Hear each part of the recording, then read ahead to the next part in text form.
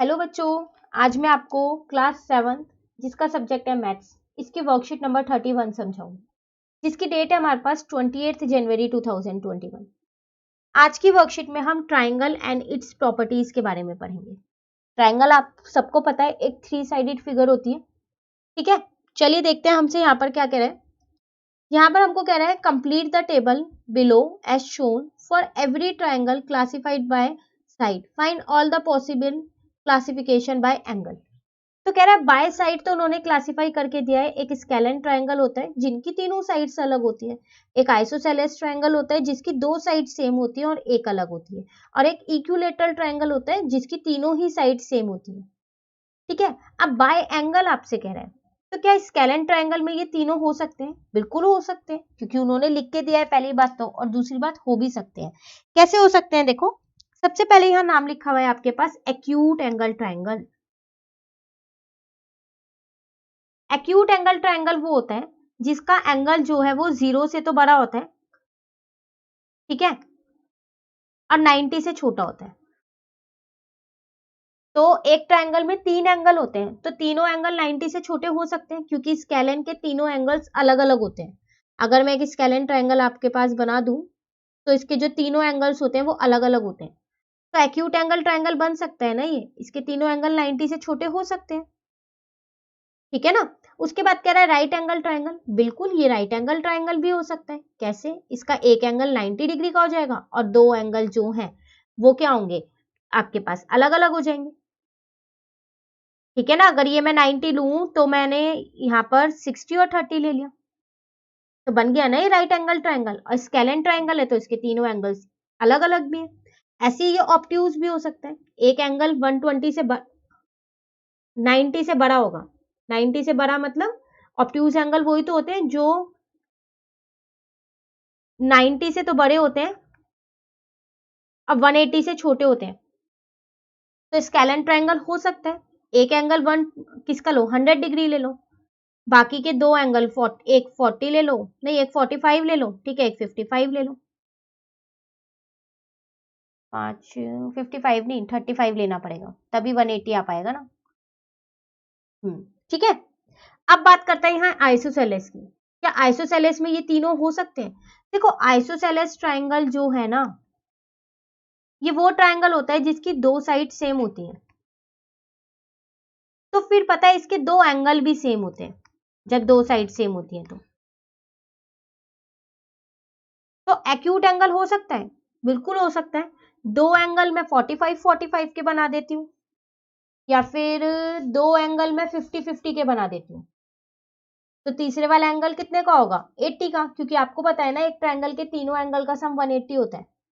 तो अगर ये दोनों 50 के हैं, 100 हो गया, तो ये मेरे पास 80 का हो जाएगा। तो इसमें ये एक्यूट एंगल हो सकता है।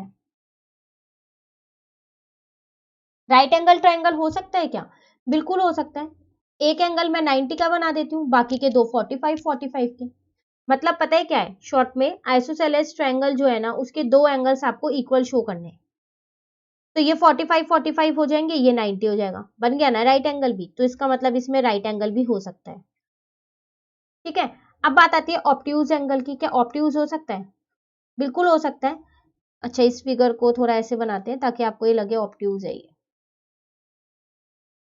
तो मैंने एक एंगल क्या किया यहाँ पर, एक एंगल 120 बना लिया, बाकी के दो 30 बना दिए। तो है ना दो एंगल्स इक्वल, और तीनों का सम मिला के भी 180 हो रहा है। तो इसका मतलब इसमें ऑब्ट्यूज भी हो सकता है। अब बात आती है इक्विलेटरल ट्राइंगल की। तो देखो, इक्विलेटरल ट्राइंगल वो होता है जिसकी तीनों साइड बराबर होती है। और जब इसकी तीनों साइड बराबर होती है ना, तो आपको पता है इसके तीनों एंगल भी बराबर होते हैं, और इसके तीन एंगल्स जो है वो यहाँ पर सेम होते हैं, यहाँ सेम आएगा। तो एक्यूट तो हो सकता है। कैसे? तीनों एंगल इसके 60 डिग्री के होते हैं, ये फिक्स है। इक्विलेटरल ट्राइंगल के तीनों एंगल 60 होते हैं, और कोई हो ही नहीं सकते इक्विलेटरल के, किसी भी हाल में नहीं हो सकते।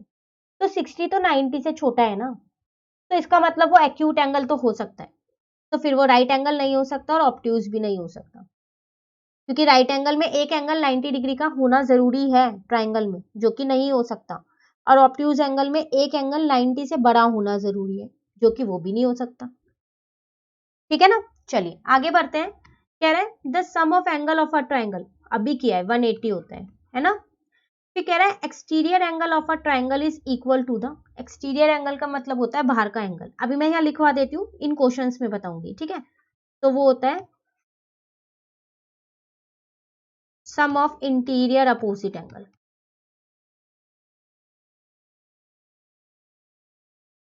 ठीक है। चलिए अब आता है गेम टाइम। गेम टाइम क्या है, तो कोई गेम खेलना है हमें यहाँ पर। देखो कह रहा है यहाँ पर find the missing angle in each of these triangles.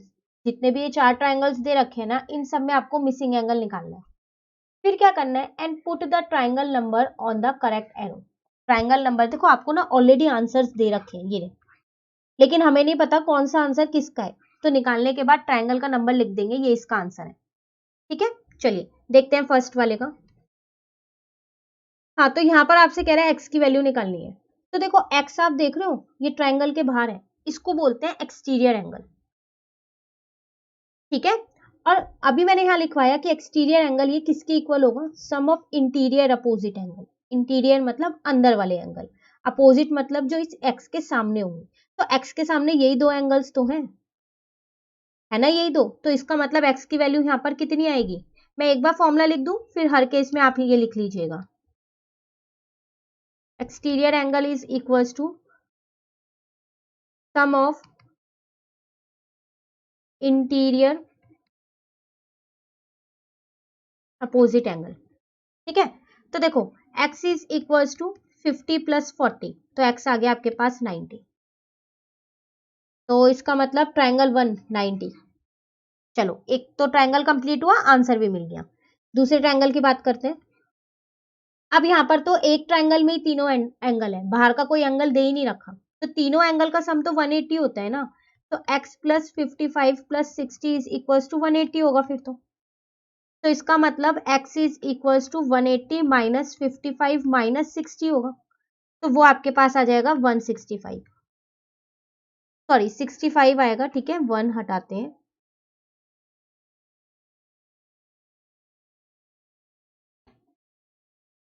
ठीक है ना, 65 आ गया।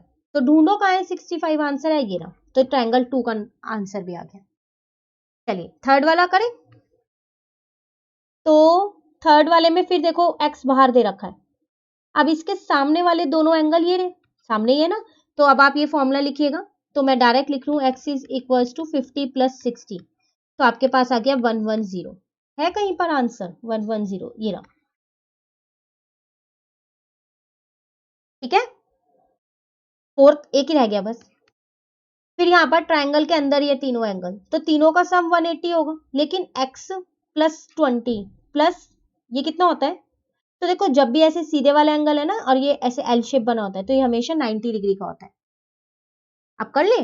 तो x plus 90 plus 20 is equals to 180। तो x कितना आ जाएगा, 180 माइनस 90 माइनस 20, तो आपका आ गया 70। कहीं पर दिया है 70 ऑप्शन, ये रहा। ठीक है ना, तो इसका मतलब ये किसी का आंसर नहीं है, बाकी सारे आंसर थे। क्योंकि वैसे भी आपको 4 ट्रायंगल दे रखे हैं, तो 4 ही आंसर निकलेंगे, और इसमें 5 आंसर है। ठीक है, था ना इंटरेस्टिंग, गेम की तरह ही था ये, जल्दी जल्दी निकल गए चारों हमारे। चलिए आगे देखते हैं। एक छोटा सा क्वेश्चन और है, कह रहा है find the measure of missing angles. देखो यहाँ पर ना आपको ये विंडो डिजाइन दे रखा है ऑफ माई रूम। तो आपको क्या करना है, ये ट्राइंगल शेप बन रही है, आपको दिख रहा है ये वाली, तो एक एंगल दे रखा है, ये 2 निकालने हैं। ये दोनों एक ही कलर से, इसका मतलब ये दोनों इक्वल है। तो आप क्या करो, दोनों को एक्स मान लो। अब तो आप निकाल सकते हो। ठीक है, इसको हम फर्स्ट नंबर दे देते हैं, मैं यहाँ निकाल के दे रही हूँ। तो इसका मतलब एक ट्राइंगल के तीनों एंगल का सम तो 180 होता है ना। तो 2x is equals to 180 minus 30, तो 2x is equals to 150। x कितना आ जाएगा, 150 डिवाइडेड बाय 2, ये मल्टीप्लाई का इधर आके डिवाइड का हो जाता है, कट करके 75 आ गया। तो मिसिंग एंगल्स आ गए आप पे 75 ईच, एक एंगल 75 का होगा। साथ के साथ कह रहे हैं find the name of the triangle, triangle का नाम बताओ। तो जिस ट्राइंगल में दो एंगल्स इक्वल होते हैं, एक तो वो आइसोसेलेस भी होता है और इसके तीनों ही एंगल 90 से छोटे हैं, है ना, 90 से छोटे, तो इसका मतलब ये आपके पास कौन सा ट्राइंगल है, isosceles acute angled triangle. Isosceles भी है और एक्यूट एंगल ट्राइंगल है, क्योंकि इसका हर एक एंगल 90 से छोटा है। ठीक है, चलिए इसमें देखते हैं। तो एक ये वाला एंगल निकालना है और एक ये वाला। तो ऐसा करते हैं हम ना, इस वाले ट्राइंगल का निकाल देते हैं, इसका तो अपने आप ही निकल जाएगा, क्योंकि ये भी 30 है, ये 90 अभी मैंने आपको बताया था, ये भी 90 है, तो एक का निकालेंगे तो दूसरा भी वही होगा। चलिए देखते हैं। तो 30 प्लस 90 प्लस इसको मैंने x मान लिया इज इक्वल्स टू 180। तो x कितना आ जाएगा, 180 माइनस 90 माइनस 30, है ना, तो वो x आ गया आप पे 60 डिग्री। तो मिसिंग एंगल तो आ गया 60 ईच, दोनों 60 60 होंगे। नेम ऑफ द ट्राइंगल, तो कौन सा नाम होगा, तो देखो यहाँ पर 90 डिग्री है, तो ये राइट एंगल ट्राइंगल है,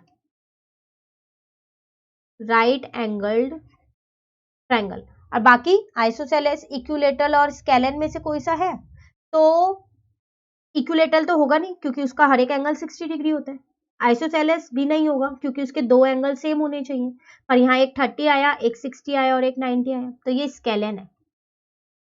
तो स्केलन राइट एंगल ट्राइंगल है, मतलब तीनों एंगल इक्वल अलग अलग है ना, तो इसकी तीनों साइड्स अलग होगी। और राइट एंगल इसलिए क्योंकि 90 डिग्री का था इसमें। ठीक है, तो ये थी आपके पास छोटी सी वर्कशीट, वर्कशीट नंबर 31। अब एक क्वेश्चन मैं आपको दूंगी करने के लिए, जो कि आप मुझे करके बताओगे, इसी पे बेस दूंगी और बहुत ही आसान सा क्वेश्चन आपको मैं देने वाली हूँ। ठीक है ना, तो आप कमेंट करके बताइएगा जरूर। तो मैं यहाँ लिख देती हूँ, find the value of x।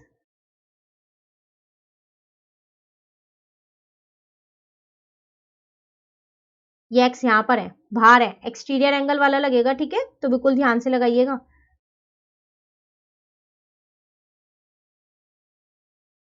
Exterior angle is equal to sum of interior opposite angle. ठीक है ना, तो अब आप ये क्वेश्चन मुझे करके दोगे, इसका आंसर बताओगे कमेंट बॉक्स में, और साथ के साथ वीडियो को लाइक भी कर देना।